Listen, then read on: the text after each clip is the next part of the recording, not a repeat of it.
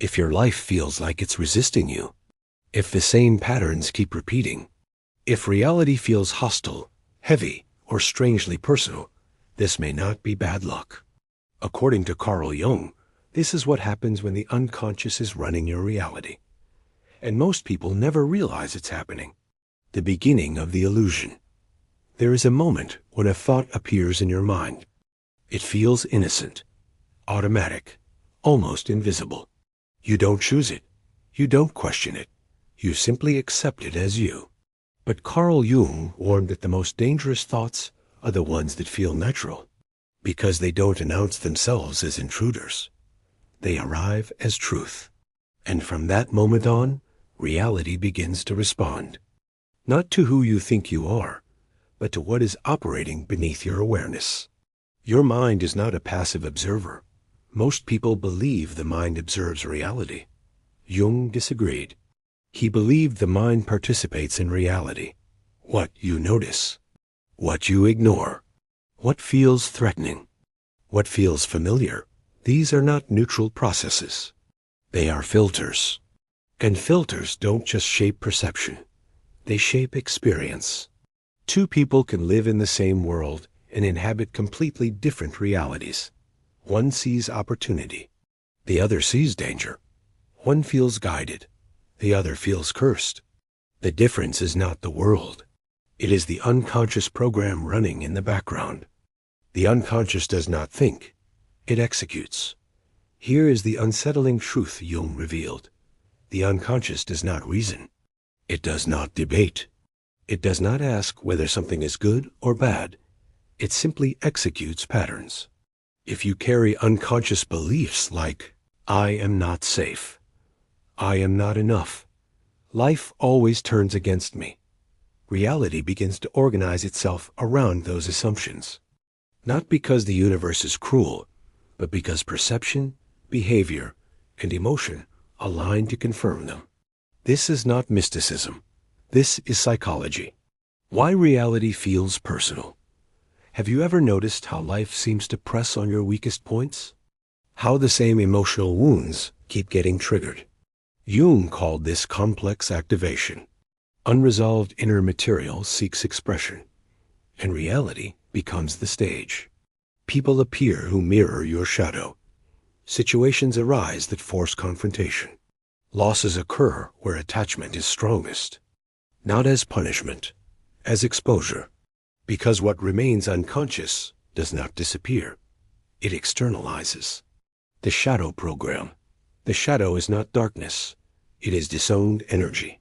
Every trait you rejected, every impulse you suppressed, every truth you avoided, the shadow doesn't vanish.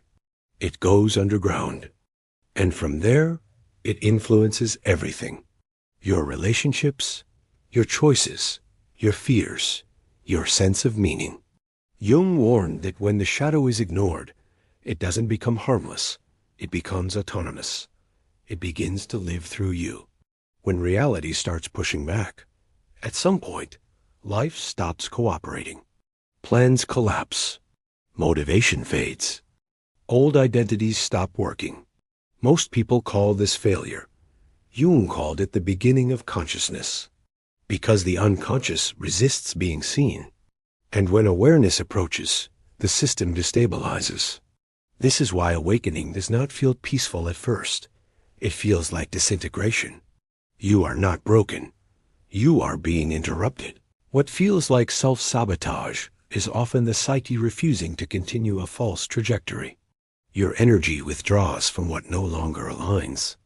Your mind resists illusions it once accepted.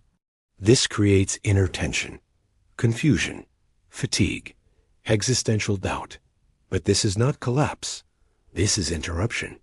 The unconscious is forcing a reckoning. The simulation is not external. People imagine simulations as computers. Jung imagined them as psychological structures. Your reality is constructed moment by moment through perception, interpretation, and emotional response. Change the inner code, and the outer pattern shifts. Not magically, systemically. Your nervous system changes how it reads the world. Your attention selects different signals. Your behavior aligns with new assumptions, and reality responds accordingly. Why most people never escape the loop. Awareness is uncomfortable. It removes excuses. It dissolves identity. It demands responsibility. So most people retreat. They numb. They distract. They rebuild old illusions. And the unconscious continues to run the show.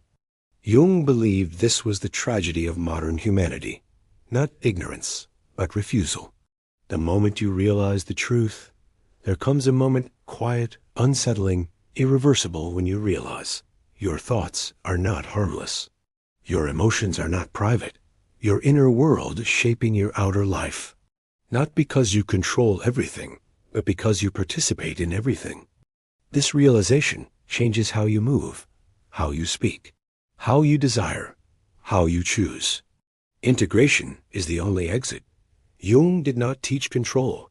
He taught integration, to see the shadow, to reclaim disowned parts, to bring unconscious material into awareness.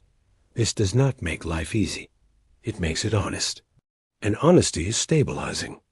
If reality feels hostile, it may not be because the world is against you. It may be because your unconscious is speaking and you haven't learned how to listen. Awareness is not light. It is clarity, and clarity changes everything. The mind is not inside reality. Reality is inside the mind. And once you see the code, you cannot unsee it. You were never a victim of the simulation. You were part of its architecture,